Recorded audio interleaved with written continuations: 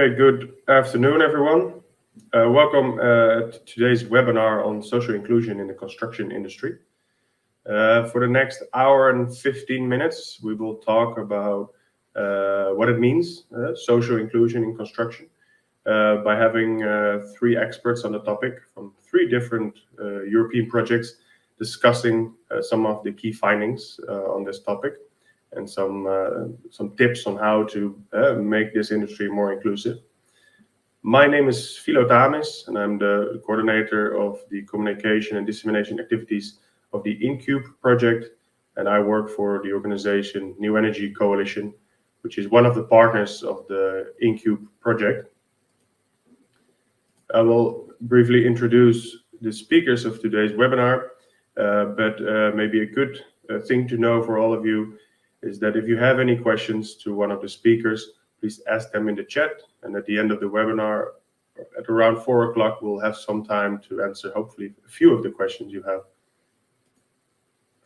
So today, we will have three different presentations. One from Harshita. She is a researcher at LAMA. LAMA is one of the partners of the InCube project. And she's researching the role of social inclusion in renovation project and construction. We have Patricia, who is a research scientist at BAUA, and she is representing the HumanTech project.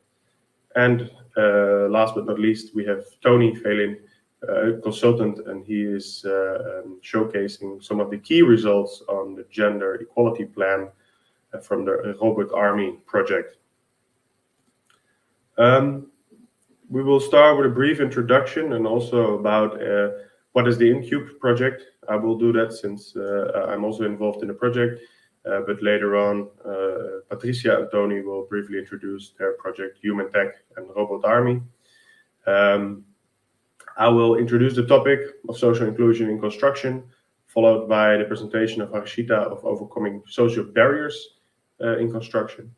Then Patricia will give a presentation about the role of technology and how this can help creating individualization in this sector. And as a last presentation, we have Tonny presenting some of the key results. So a brief presentation about what is InCube. InCube is a European project.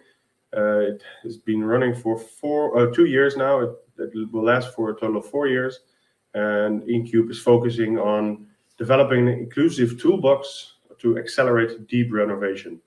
A large portion of all the buildings in Europe still are not up to the standard of energy standards, so they still consume too much energy and they produce little to no energy at all. So this project is really trying to develop different tools to accelerate this process. We're not doing this alone. We're doing this in 3 different countries with 3 different pilot sites.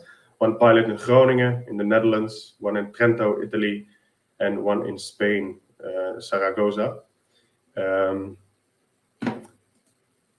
aim of the project is to reduce waste streams, to make renovation processes more cheap, to reduce any hazardous work activities for workers on site, but also save energy, the building energy, so consume less energy as a building, and even try to produce energy through solar panels or heat districts, etc. Reduce CO2 emissions. And overall, the project aims to renovate buildings faster, cheaper, and in a more sustainable way. We do this by following 4 key pillars on industrialization, on digitalization, new technologies and materials. So we will also develop new technologies or maybe also new installation materials that are being tested in the project in the different pilots. And also we focus on developing new market entrants, so new business models, for instance, for this type of industry. For more information, I'd like to send you to our website, because today we will focus on social inclusion in renovation. So social inclusion, what is it and why is it important? Social inclusion, if you look up the definition, what does it mean? If you compare it to, or you take social inclusion and you look at the construction industry is often seen as a prominently male-dominated industry.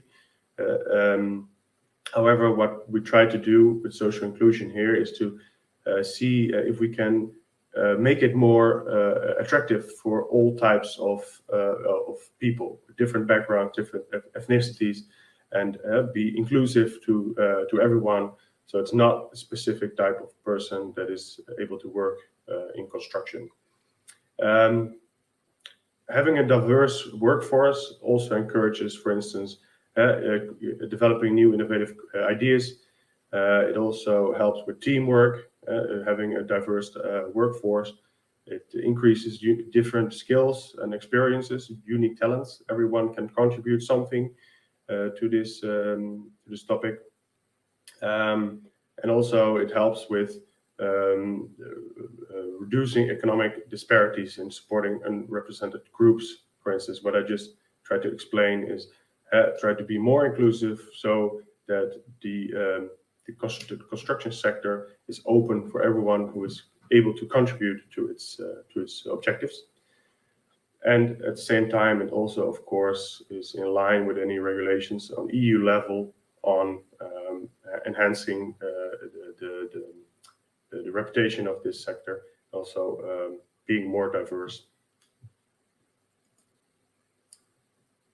One of the topics, of course, is just an example, is, for instance, to involve more women in this sector, which can be done by through different technologies, for different ways. For instance, digitalization is a big thing in construction. The comparison I just made, being a male-dominated industry, construction is not only heavy lifting, as a stereotypical thing that's being said often, but digitalization is also a very important element here. For instance, robotization is an example of it. Nowadays, even robots are being used in demolishing of buildings, for instance, or also drilling holes in buildings. So controlling these robots is something that is like it's non-agnostic for what type of person does the job. So these are just some examples of that. Also, if you look at the industry sector, it's no surprise that, like a lot of other sectors, there's a lack of labor. So, of course, this is also very important that we widen our scope when it comes to attracting more labor into this sector and increasing the workforce capacity. A few nice examples, and after this I'd like to give the floor to the first speaker of today, Harshita. But these are 3 examples in Europe that there is already a changing industry perception on, for instance, having more women in the construction sector. For instance, in the Netherlands, there is a TV program that's called Vrouwen die Bouwen, and it focuses on women that work in construction. Besides that, there is also a European award on women in construction and engineering, for instance. And in Sweden, there's a foundation that focuses on young women that are working or want to work as an engineer. So it's good to see that there are some things already changing, but I think there's also still a lot that has to be improved. So without further ado, I'd like to introduce Harshita to start with her story, and I will ask the other speakers to give the floor to her, including myself, and I will introduce myself back when Harshita has finished her story. Thank you. Thank you so much, Philo. Good evening, everyone. My name is Harshita, and I work on the InCube project. The organization that I represent today is called Llama. So we are basically a social enterprise, and we are based in Florence, and we work primarily around the areas of social innovation and urban regeneration. And we specialize in a variety of services such as social innovation design, community engagement, monitoring and evaluation, communication strategy development. And within InCube project, our organization has kind of a transversal role. So ensuring that social sciences and humanities considerations are integrated into the project. And for this, we specifically lead a work package that focuses on social and gender considerations throughout the renovation process. And today, we will be mainly looking on two main topics. So we will be discussing InCube social inclusion framework and our approach to gender impact matrix. And before that, I will just give you a very quick overview of the 3 demo sites. So just to give you a little bit of context. So as Philo mentioned before, that we have 3 demo sites. So we are based in Italy, Spain, and Netherlands. And in Italy, we have the demo site in Trento. So it's a center for cultural and recreational activity, the building that is being renovated. And it will cater to startups, exhibitions, and cultural activities. So the end users there are basically office workers and casual visitors of the city. And then in Groningen, we have a residential building. So the primary end users there are the university students. While in Trento, we also have a residential building, but it houses around 40 low-income families with significant proportion of elderly population. So these sites they're quite diverse in terms of the functions, in terms of the solutions that are being implemented, and also the challenges that they face. So starting with our first topic of social inclusion. So I would like to just give you an overview of what our objectives are within the project.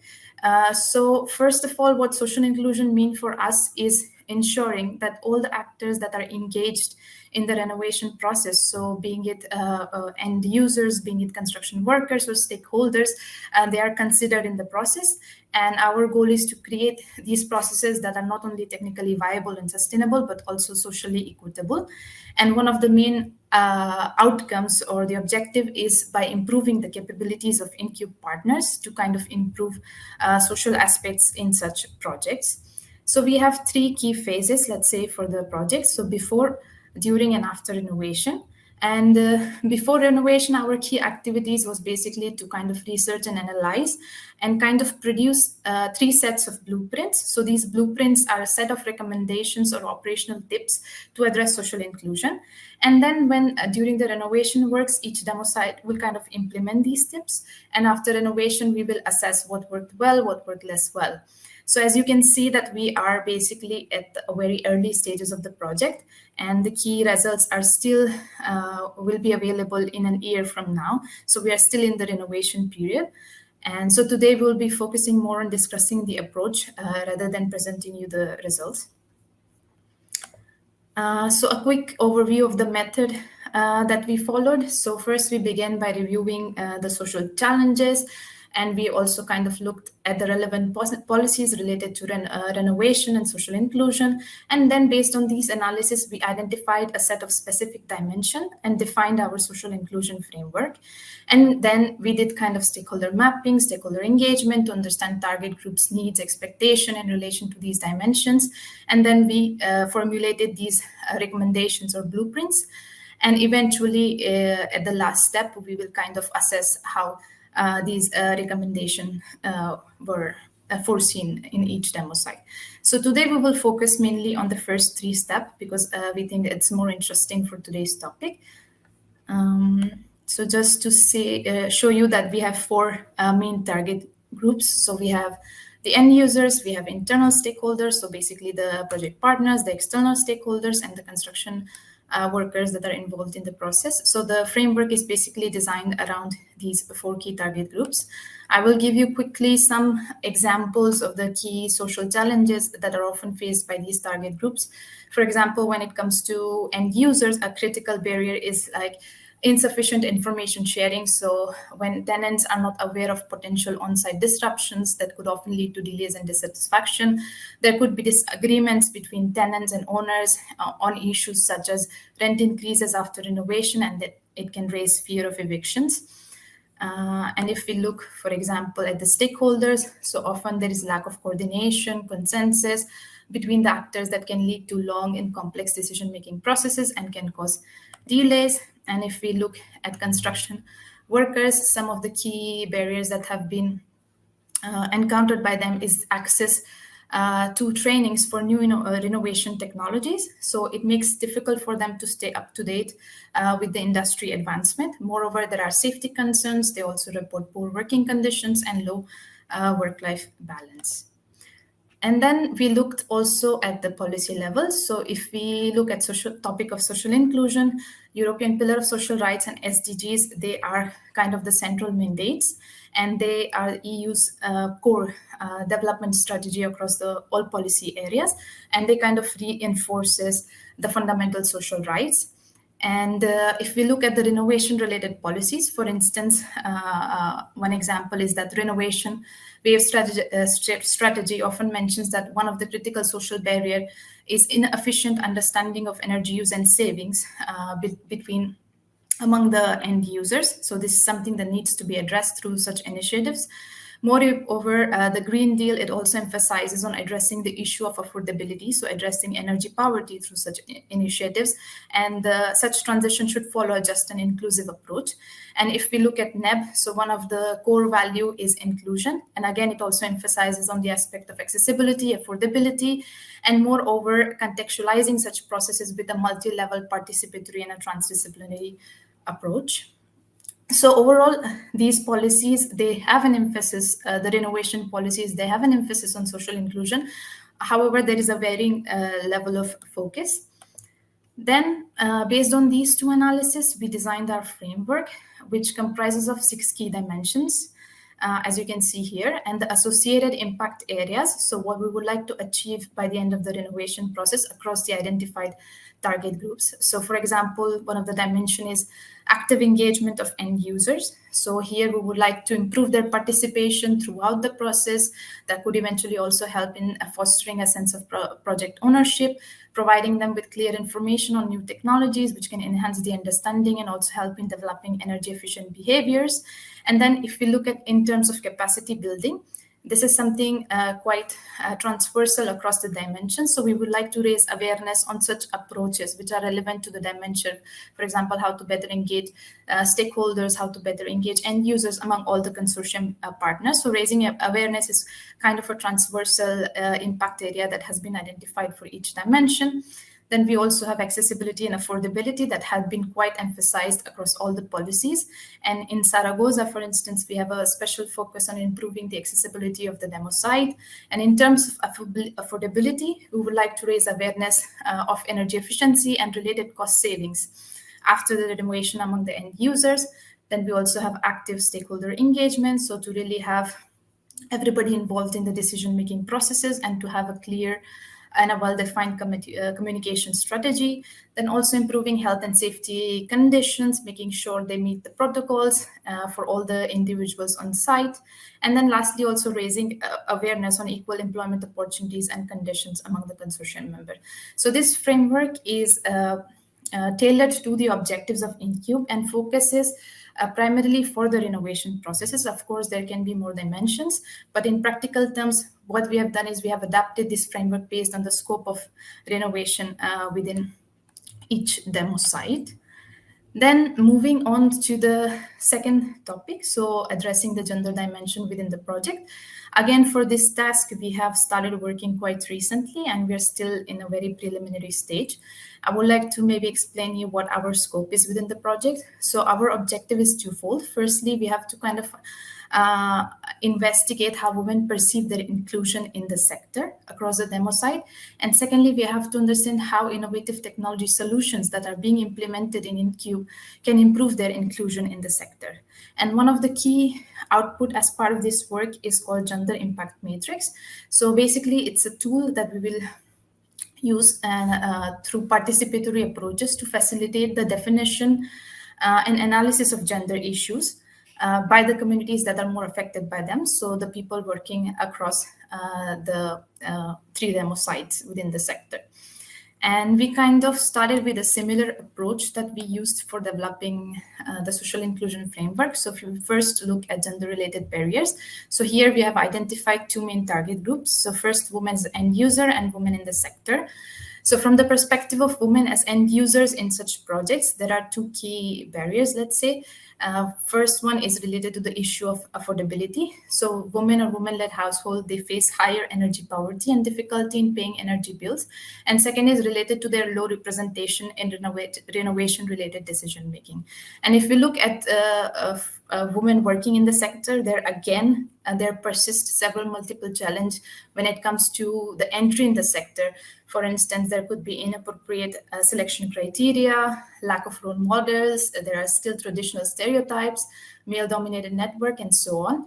And if we look also at the working condition, for example, there are a few challenges like lack of work-life balance, pay gaps. They are more prone to injuries on site because of poorly fitted equipment, which is usually fitted to male body standards, and so on.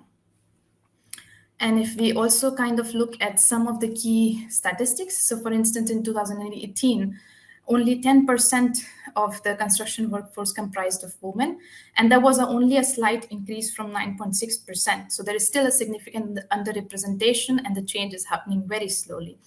On top of that, if you look at the pay gap, so in EU, the women earn on an average 12.7% less per hour than men.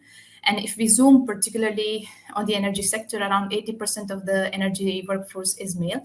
However, there is some optimism about the renewable energy sector globally. So a study done by an international renewable energy agency revealed that they make up around 32% of the workforce. So it's quite optimist, but although it's still less than 1/3, and women are better represented in administrative positions, although the number drops again if we look at the technical position or non-STEM positions, so the managerial or high-level positions.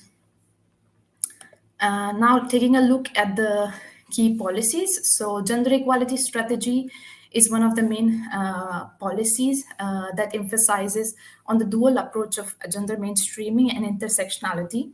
So where personal characteristics like race, ethnicity, religion, etc. are also taken into consideration along with the gender dimension. And this gender equality strategy also emphasizes the role of Green Deal and Renovation Wave strategy, where it says that these initiatives may affect women and men differently. For example, women experience more energy poverty than men. So it stresses the need to understand the gender impact of such policies on the end users as well from the gender aspects. Moreover, the Renovation Wave strategy explicitly mentioned that there is a need to increase the role and presence of women in the workforce. And if we look at the EU Green Deal, it does not explicitly mention the gender aspects, although it says that all the actions must follow the principles of European Pillar of Social Rights, where one of the core principles is related to gender equality. And again, NEB highlights improving the representation of women in the sector. So overall, these policies emphasize the urgency to address the gender issues in the sector while also building knowledge of how these gender dynamics intersects with broader social and economic challenges. And based on this, basically, we have identified some key dimensions that will form the gender impact matrix, as you can see here. So these dimensions, basically, they focus on the systemic gender barriers or issues that women encounter throughout their career in the sectors, from education to recruitment to job retention and career advancement. And in this table, basically, it's a summary of all these dimensions. And in the next phases, we will kind of investigate how these issues are perceived by men and women across the three demosite. And then at a second moment, we will investigate together with the technology providers of InCubes that how these solutions can also further improve broader inclusion or address certain gender challenges. And lastly, I would quickly like to share some key lessons. They are all the preliminary lessons learned. First one is it is very important to identify and understand the roles of all the key actors that are involved in the renovation process, because that can help in tailoring your approaches to the specific realities of each demo site and the end users that are living there. So it's very important. Then managing diverse expectation, it requires building trust. For example, in case of Zaragoza, where the demo site actors are kind of interacting with 40 families, and we also learned that local actors who understand the community dynamics are key in reaching these communities, as well as in building trust and fostering the engagement. And then again, consistent, transparent, and communication is utmost important. So engaging everyone throughout the process is important for building trust and ensuring that everybody is informed and involved. And more or less, lastly, ongoing feedback is very critical. So it's not enough to communicate. We have to keep the dialogue open throughout the innovation, because they can help us in adapting our approach based on the evolving expectations of the communities.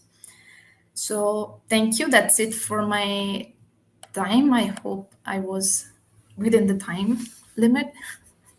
Hi, Harshita. Thank you for your presentation. You're perfectly in time. Okay. Sounds very interesting what you're working on. And I also believe that you are interested in the other experts, what they have to say on this, right? Yeah.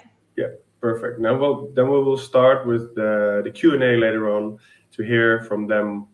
Well, maybe they have some insights for you. Yeah, thank you so much. No worries. Thank you again, Harshita. And then we will go on to the next presentation from Patricia.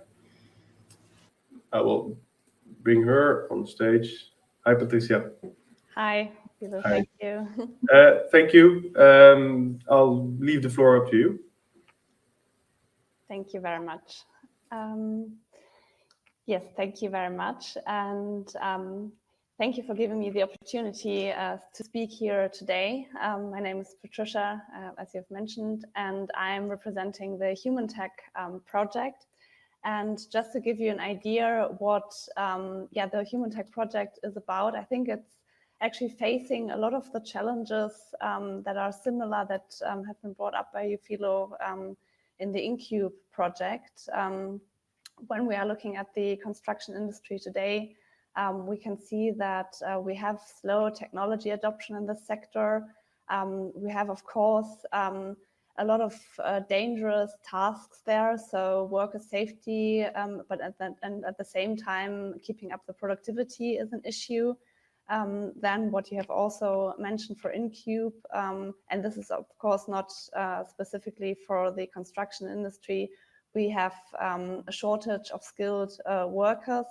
And of course, among other challenges, we want to be sustainable when we are producing new buildings. And you can see here on the right-hand side, the whole consortia. We are more than 20 partners from all over Europe. And the idea is to use different advanced technologies, which I'll present to you in a minute, to face all these challenges. So what are the main technologies we are looking at? We are mostly looking at interactive robots, exoskeletons, and XR glasses. We are also looking at building information modeling and drones, but I won't focus on those because these are the ones here presented, are the ones which directly interact with construction workers. And when we look at these technologies in relation to how they can promote individualization of a workplace, we can see that there are different possibilities. They can, for example, support individual skills and abilities. They can adapt to individual preferences someone might have. They can also take into consideration individual states, for example, mental states. Or, of course, they can be adapted to individual anthropomorphic features. So there is a number of possibilities how these technologies can promote and support individualization. And of course, if we consider this is a great potential for fostering greater inclusion and being able to include more people into different work sites. But on the other hand, there are a number of risks associated with these type of technologies, because if a technology, for example, an interactive robot, has knowledge about my mental state or has knowledge about my preferences, this means the system collects data. And when I collect data, I automatically have the risk of surveillance. People might feel monitored. And of course, I have a lot of data privacy issues I have to take into consideration. So this is just a brief description of what are the benefits and risks when we're talking about individualization of these new and emerging technologies in the construction industry. Now I would like to point out some of the activities we've been doing within the HumanTech project. And the idea, similar to InCube, is that we have different use cases where these technologies are applied. And of course, for us, it's always really important to get the end user feedback. When I'm saying end user feedback, I'm talking about construction workers, so people who would be interacting with this technology on a daily basis. And what we did here together with our partner Technalia and Acciona, we conducted different focus groups or kind of workshops where we presented these different technologies to potential workers who would be working with them. And we also presented the use cases where the HumanTech project had the idea that this technology could be used for. So you can see here, for example, at the picture on the left, that this is a bricklaying task. And the idea is that an interactive robot would hand over a brick to support the worker when building the wall.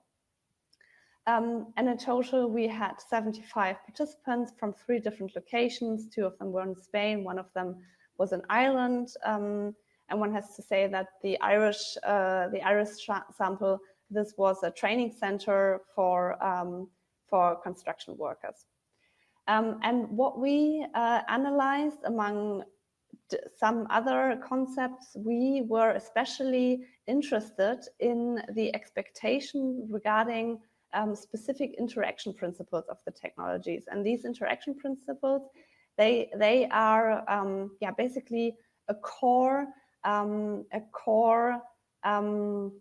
design element to address when we're talking about new and emerging technologies. They are also based on an ISO standard, and you can see the 7 principles here. So it's something like suitability for the user task, but also how well I can learn the technology, and also how suitable for individualization the technology is. And we asked the participants what they expect, how well the technologies would support each of the principles. And just to give you an idea of the statistics on the sample we were able to talk to, and I think this is very interesting because it actually supports what we've heard earlier in the 2 presentations. The sample distribution shows that we have been talking mainly to male participants. Most of them in the 2 Spanish sites, they were older. Of course, the ones in the training center, they were younger, but in the other sites, they were way above the age of 45. Of course, they had more experience when they were older. And another very interesting result that we found is we also asked for their affinity of technology of the workers. And one might have the hypothesis that younger people show higher values for affinity of technology, so that they are more open towards innovative technologies. But what we could actually see that the scores in the sample in Limerick, which was the training center sample, they were actually the lowest. So again, that's something we have to consider when we're talking about new and emerging technologies, that the openness towards these kind of technologies, they do differ, and it's not necessarily that it's related to something like age or gender. And we have to be very careful when we look at these things. Just a brief slide on the results regarding the interaction principles we've analyzed. Again, we can see here that on the when we take a look at all the interaction principles as a total, that the sample with the unexperienced and younger participants had lower expectations towards these technologies than compared to the workers who had more experience with construction tasks. And you can see here on the left-hand side, we asked for each technology which principle was the most important one to the end users. And for interactive robots, they said it's controllability, followed by suitability for the task. For exoskeletons, it is suitability for individualization and the ability to be able to learn the functionalities of the exoskeletons. And for XR glasses, it was again learnability and suitability for individualization. And this is some really valuable feedback we have then given back to the technology developers, because this is something the technology developers then, of course, should focus on in the further development of each of these systems. Also, yeah, as a preliminary conclusion, and maybe also to give you an outlook what we are going to do in the next 8 months of HumanTech, what we have gathered so far is that we say design for all is the basis. So despite that we want to create inclusive technologies and target a broader audience, it's very important that we consider some basic interaction principles, especially the principle of supporting the task properly, because if that's not done in a proper way, further elements might not be might not bring additional benefits. And also a finding that we were able to conclude from the results is that individual differences matter. We were able to see that more experienced workers actually have higher expectations toward these type of technologies. So that's something we have to really look out for when we use these type of technologies. And what has also been shown is that suitability for individualization is strongly desired by potential end users. But as I've presented at the beginning, there are some greater risks associated with this principle. And our further actions will include further evaluation of the actual prototypes. And here we will validate the expectations with the actual user experiences, and we are really looking forward to the results we will be able to maintain there. So thank you for your attention, and I hand over to Tony, I believe. Hi, Patricia. Yeah, that's right. Thank you for your presentation. It's very interesting to see that you're already further in the research that you've done within HumanTech. I have a quick question for you. What is the most surprising result to you in all the work you've done so far? It's actually, the age and experience gap, so that more experienced people and older workers have higher expectations and see some of the technologies more critical and say, okay, if it's not really supporting my task, it can be nice to individualize. It can be, have some fancy functions, but if it's, for example, so slow that I can't perform my task in the time I need, I'm not going to use it. So they were actually quite critical, and therefore I would say the technology developers have to do their job right. Otherwise, the humans won't, or the workers won't use it. So the humans can do it better. So there's a high standard for exactly, because I mean, especially in construction tasks, the manual labor is, I mean, it's so skilled, and people perform so great efforts, even with where we would say it might seem like a simple task like bricklaying, but if you break it down, it's a highly complex task. And to get a robot doing that in an efficient way, it's the human is a very incredible human being. So to have a robot doing it the same speed and in the same precision, it's tough, I would say. Yeah, it's hard to replicate a human in that sense. But I can understand that these are interesting results and very valuable also for these technology developers. So thank you again, Patricia. We will now go on to the third and final presentation of today's webinar, which is will be given by Tony. Tony, welcome. Hello. I think I'll just leave the floor up to you. Yeah, thank you. And first of all, congratulations to my colleagues, because I've been sticking to the time of 15 minutes, even less. I will try to do the same. So I am Tony, and I'm going to introduce to you the key results so far of our gender equality plan for the RoBétArmé project, which is a project that has been funded through these breakthrough technologies, supporting technology sovereignty and construction topic. It's a research and innovation action project. You see here the website.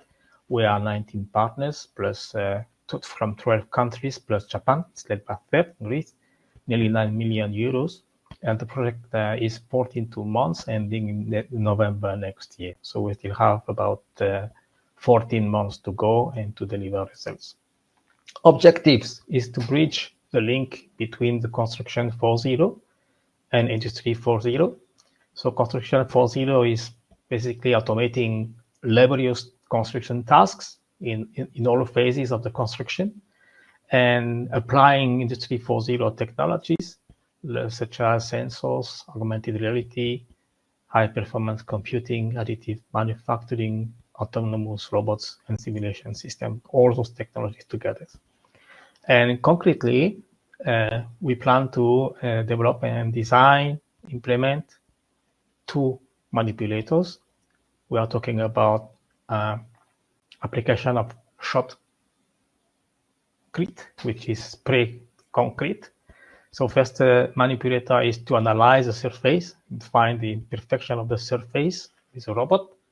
And the second element is about applying the shotcrete itself. So I'm just showing to show you what it means. On the left side, you've got what is done today, the manual work, hard work, and what is planned to do in the tunnel. So in the tunnel, you see the two robots. One is analyzing the surface, and the other one is applying the shotcrete on the surface. Okay, so it's a lot of technologies involved, and we are still developing those technologies through several pilots in France, in Denmark, in Ireland. So as part of the project gender equality plan, we have these 3 steps we have been implementing. The gender analysis. So here we perform the gender analysis survey to collect info from the partners first. And we gather information, for example, what is the gender balance in the consortium. Then we've got the gender equality plan, which is setting the plan and objective of the project, first generic, and then more specific, adapted to the technologies we are using. And then we also we've got a specific task to link gender with regulation, societal, and ethical activities. We have a gender action team as part of the project, and it's also planned to deliver a paper on gender equality for robotics. So the gender analysis. So we perform an analysis to identify the differences regarding the proposed technologies from different viewpoints, satisfaction from the workers, men, women, preference, and perception. Okay, and this helps us to generate conclusion on the importance of social acceptance of the new technologies by the workers, especially women, both genders. So we perform this survey that provides this analysis in the construction sector. And in all the phases of our survey, We already adopt some gender equality mechanism, like for example, we ensure equal participation between male and female. And we focus also on avoiding to have unbiased information. So we try to be as clear and transparent as possible. Here is a statistics of the project. So you can see already that there is a big difference between researchers and non-researchers in terms of male and female. This is here another representation of the same analysis, the same statistics. So I've got in the project a total workforce of 70% of males and 30% of female, which is, of course, not fair. The survey we did with capturing qualitative, quantitative data and raise the awareness of gender ethic issues all around the project. We asked all the participants of the project to fill out the survey in an anonymously manner. The survey is stored on secure servers with GDPR, and it will be conducted twice. We did it already once at month 15, and we analyzed it, and we will do another one next year, so before the end of the project, and maybe we do some more. So we do another one to measure the effect of the actions and activities we implement as part of the gender activity plan. The results will be available to everyone, not only to the commission and the reviewers, but will be available to the wide community. So here I've got an example here. I don't know if you see it very clearly, but there are 4 different steps. One is about the participant themselves, who they are, which kind of job are they doing, how long have they been working on the construction domain, how long have they been working on the project, what is a former EU project experience, and if they've been working also on projects related to or involving some gender equality balance. And then personal experience of each participant to the survey. Have you ever received intimidation by your speech or action? Have you been feeling some kind of discrimination? Have you not been taken seriously in your work? Did you feel comfortable during your presentation as a woman, and so on? And then more questions related to the project, which is important to have a very clear process to report incidents in terms of, for example, you are a woman, you are suffering discrimination, and so on. So is gender equality properly addressed by your colleagues, coordinator, project partners, work package leaders, task leaders? And do you believe the gender balance is beneficial for a project? And you can comment on anything you want related to this topic. So the survey results, I just show you here the answer for 3 questions. The first answer is, do you have knowledge of how previous EU projects address gender inequality balance? So here, out of 35 answers, 22 are not really happy. So 9 says mention in training review, reporting, end of project survey, but no action taken. There were 9. Also, gender inequality balance not addressed, 6. Gender imbalance noted, but no actions taken, 6. So it's quite significantly demonstrating that we have to do things to cover these issues. About if you have ever been taken seriously in your work, there are about 36 answers. There are 6 of them that are not too happy. For example, males speaking louder over me when I'm talking, or when I make a presentation, I'm not taken seriously because males don't consider my technical background or feedback sufficiently attractive, and they consider opinions from other males better than mine. So not good to good as well.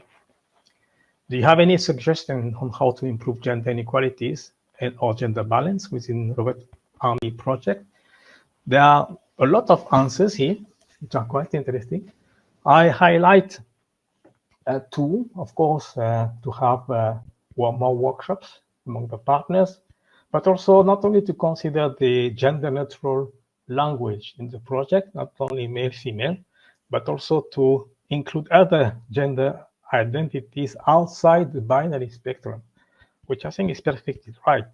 When you fill up some polls, sometimes you've got male, female, and non-binary. So why not also addressing this non-binary as part of the the polls, of the surveys we are making. About the gender equality plan, how we implement it.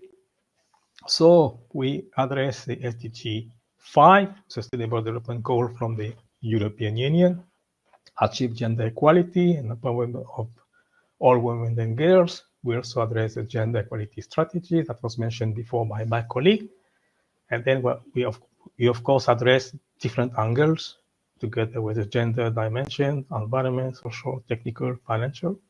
We also consider the gender impact assessment, which is also another document that goes beyond the gender analysis.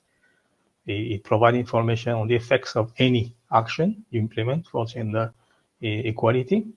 And we also consider the guidance on gender responsive standards, because we're also working upon standards as part of the project. Strategy, we have to develop this PGEP, which is Project Gender Equality Plan. So we define the requirements. Okay, we address the research and innovation activities from all angles. In all research phases, we try to be as holistic as possible and to be inclusive. And because specifically for the construction and robotic sectors are not so many women, so we try to involve anyone in the survey, anyone in the actions we are taking. And of course, we try our actions to be sustainable in time. Our plan is based on 5 pillars: education and training. So we develop training programs to encourage women to pursue careers in construction, not only in engineering roles, but also in trading roles or commercial roles. Of course, we collaborate with educational institutions to promote construction courses. And the KPI here is to have a 15% increase in women involved in construction courses. Second pillar is about the career development. Here we specifically target how task assignments can be, let's say, more developed for the women. And we've got KPI tutoring programs on the gender balance among construction companies. The third pillar we have is about the workplace environment. So how to have a zero tolerance policy for harassment and discrimination. And we plan to have a KPI of 80% satisfaction of workers on gender discrimination countermeasures. Health and safety, of course, which is very important for construction. Do you have appropriate personal protective equipment, for example, as a construction site?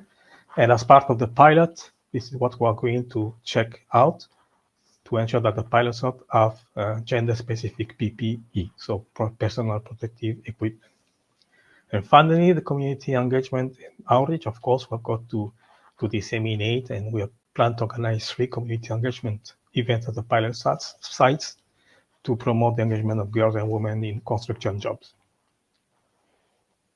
There is also, as part of the project, a focus on 3 particular technologies, because we believe that the inclusion is important for the technology because it accelerates the speed of innovation. So if I've got the diversity of thinking, which basically means also diversity of individuals, then we will get better results at the end. So we focus on 3 main technologies, which are additive manufacturing, human-robot collaboration, and digital twin environment. And for each of these technology, we adopt specific actions, okay, as part of the project. For example, additive manufacturing, which is quite a heavy work, but is mostly done by men because it requires some physical ability. Then, as part of the RoBétArmé project, we introduce 3D printing technologies so that females are also involved in these activities. For example, teleoperating the 2 manipulators we have in place. And human-robot collaboration.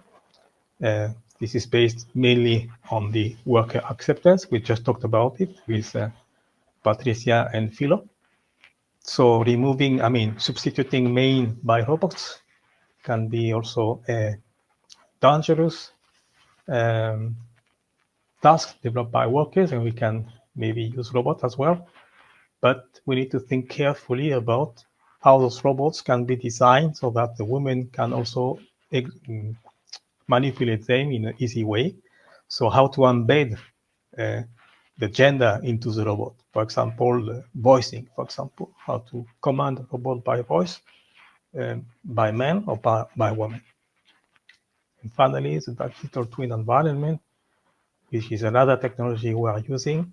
And here we involve user-centric design principles to take into account needs and preferences from both genders. Finally, the last task, I'm going to finish with this, is about linking gender with regulatory, societal, ethical issues. So the issues are always interconnected. For example, regulatory compliance involves also fair treatment to employees. Societal issues encompass gender equality and inclusion. So all these activities, gender, regulatory, societal, ethical, have got to be considered together and require a multidisciplinary approach with a lot of people, different angles, different opinions, different viewpoints. For the genders, for example, in the robotic, it's women are underrepresented in this field. So we plan to have the activities to provide women with the same opportunities and resources, not only in the terms of payment, but also in terms of the equality of job, in the position of engineering, in the position of training. Regulatory, societal, ethical. Regulatory, if you violate regulations, you can get some fine, so better you fulfill the action in line with the women. Societal, of course, inclusion from all dimensions, men, women. Ethical, then you've got to maintain the moral principles, values in decision making. And finally, our expected results next year. Of course, we want to improve the gender equality in our project. We want to get recognition as a project that supports these activities. We want our activities to be sustainable in time. And we want, of course, to have visibility for our project. Sorry, I've been maybe more than 50 minutes. Philo. Hi, Tony. No, I think you've done a great job. I've been quick. A lot of results from your project. I think the webinar is being recorded, so I think for those who are interested in having a deeper look at what exactly came out of the surveys, I think they can do so. So afterwards, we will upload this webinar on YouTube. People can pause it. But maybe a question for you, Tony. What is do you think the most important outcome of your research that can make the construction sector more appealing? I think our 5 pillars are quite interesting, and also to address specific actions depending on the type of technologies. Okay, so additive manufacturing, human-robot collaboration, and digital twin. I think addressing specific issues related to each of those technologies, I think, will be a key outcome of the project. Not only to address women equality, gender equality at the project level, but also at technology level inside the project. So that's very much in line with what Patricia just discussed. Yes. But she's talking in the skeleton. Mm-hmm. Okay. She was talking about smart glasses, and she was talking about, remember the first one. But she was also talking about 3 technologies. I'm also talking about 3 technologies. So we're very much in line. Yes. Okay. But that's good to hear that, that everyone working on the same topic, but there's of course different results, but also kind of similar things that come out of these researches. Thank you again. I'd like to ask the other presenters to join us on stage so we can maybe have a brief discussion, because I saw there were a few questions in the chat. But maybe first I'd like to give the floor to the presenters, because Harshita, I believe that during your presentation, you were very much interested in gathering input from either Patricia or Tony. Yeah, I can go. Thank you, all the presenters. It was really interesting to hear from you. I think I have one specific question to Patricia. It's related to the interaction principles that she showed. So I was interested in understanding, were they customized were they selected based on the technologies, or is something that is comes within the universal or design for all approach? Like, how do you approach these principles basically for the technologies? Yes, so first of all, no, they were not tailored to the specific technologies. I mean, the idea is that they apply to any interactive technology. Okay. So whether it's an interactive robot, exoskeleton, XR glass, they should be basically the core of the design process. How this looks specifically, for example, the possibility for individualization will be something different for an interactive robot compared to an exoskeleton. To an exoskeleton, it's probably more about the anthropomorphic features. So how can I adjust it to my height, my body weight, for example, but maybe also the kind of feedback or the kind of support I get. For a robot, it could be something like which interaction mode I prefer. Do I prefer voice? Do I prefer gesture? So how this specifically is set up, then this depends on the human, the environment, the specific technology, but the principle should always be considered. And this is something, and this is exactly it also follows the design for all approach, which I would also say, I mean, I think it's really important that we talk about inclusion, that we talk about different genders. But when we are talking about how to interact with the technology, I wouldn't stress that there are too many differences between, for example, male and female. Because if we follow the design for all approach, we have already reached a lot. Thank you, though. That's really useful and interesting for us as well. I think this is something that we can also integrate in the next phases of our research when we will try to understand how these technologies can improve broader inclusion, let's say. Yeah, thank you. That's a very interesting insight, Patricia. So what you're saying is that by developing these new technologies, you could start, let's say, neutral, gender neutral, or so agnostic. That way you don't have to make something that's focused on a certain specific type of user and adjust it so it's more inclusive. By starting neutral, you don't have to.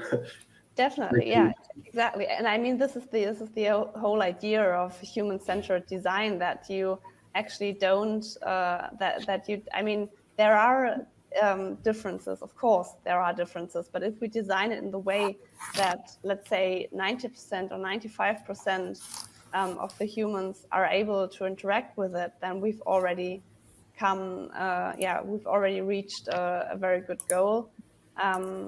And if we take these general principles, then within one principle, we can take it even further. So this is why I chose individualization. This is something where I think where we can push the limits to the furthest and say, okay, for every very specific human individual, we create something unique. But still, if every technology follows these 7 principles, it's already really good, and we don't have to. Yeah, we already, as you say, we start neutral. Yeah. So the main thing all these things have in common is the human aspect.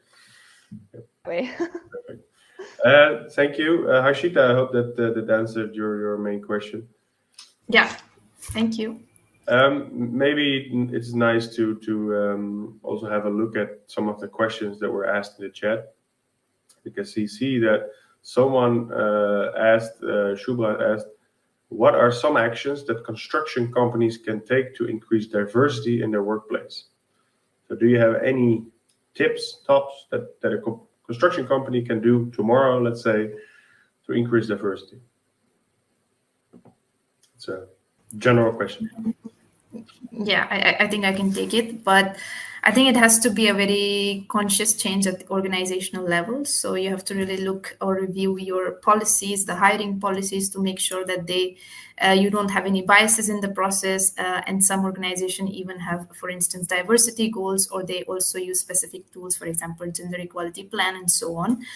And a key barrier often is a lack of awareness or resources to implement these inclusive or diverse policies. So I think starting from training the managers or the HR people on such inclusive policies, like what could be useful, like having flexible work arrangements, catering to the needs of people with disabilities, enforcing zero tolerance policies, and so on. So I think it's also good to start training people on these aspects, and also to kind of consciously see what are the biases within the organization, and how the value of how diversity within a workplace can improve efficiency. So I think it's a change that is required at organizational level.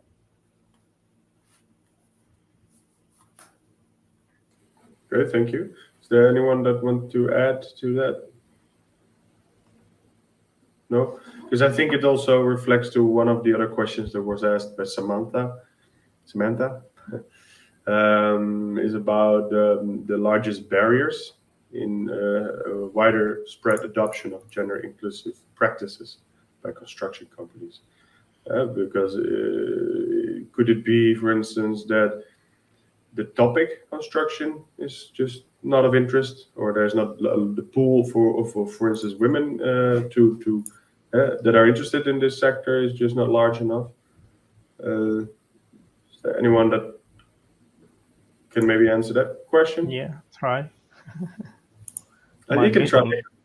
I mean, this is when we think about construction, we think about male, with the helmet and machines. Okay, big machines. Think about Arnold Schwarzenegger in Total Recall movie. Okay, and technologies today allows to get involved in the field. So I don't think there is a kind of barrier for women to access this construction domain.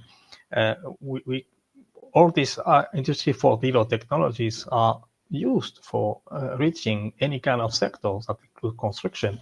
So I think the way technology works today, and the way we have got to train women and training courses and so on technologies, I think they can be the way to have more job in this domain, not only, as I said before, not only in engineering, but also in trading at all levels of the position in the construction company.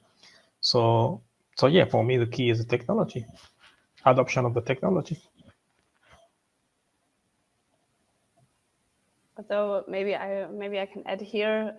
I mean, I think you're right. It's the new and emerging technologies can, for sure, for example, support especially physical tasks, where we might see a difference between male and female, for example, in strength.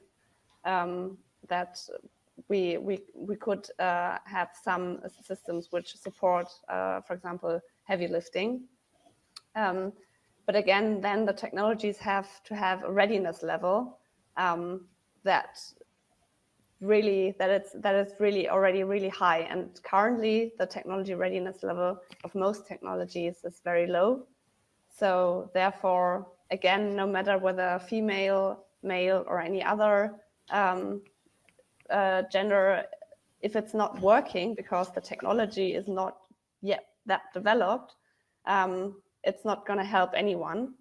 And I believe that also one important point is the area of education, and so schooling, but also education after school. So craftsmanship, apprentices. At this level, you have to create awareness. You have to point out the benefits of the industry. And then I think this is also a connection point where you have access to new persons, and then you can attract more people. Thank you, Patricia, for that addition. Do you think that in the beginning I discussed the thing that changing industry perspective?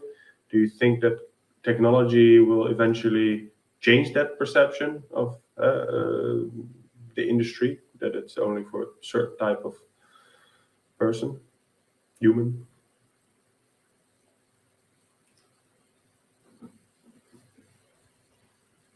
Maybe I can answer this. I mean, it's possible, but for example, what we have seen in the slides I've presented, we saw that there was a young sample of young men. They were not very open towards new technologies.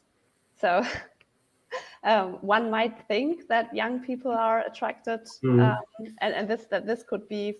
I mean, again, I wouldn't, put my finger on say it's that there is that you can say it's women are like this, men are like this. Some are more open towards technology than others. I believe that there are other factors which influence this, other than age or gender. It's more about the upbringing, the environment you grow up with, how often you have had contact with these technologies.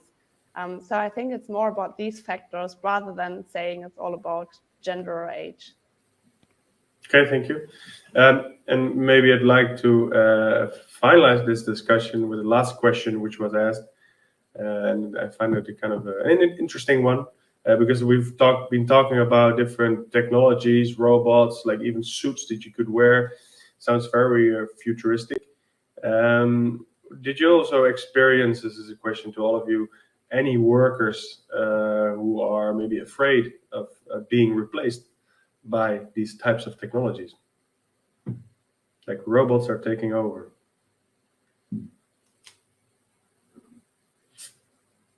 I'm in favor of thinking that where there are problems,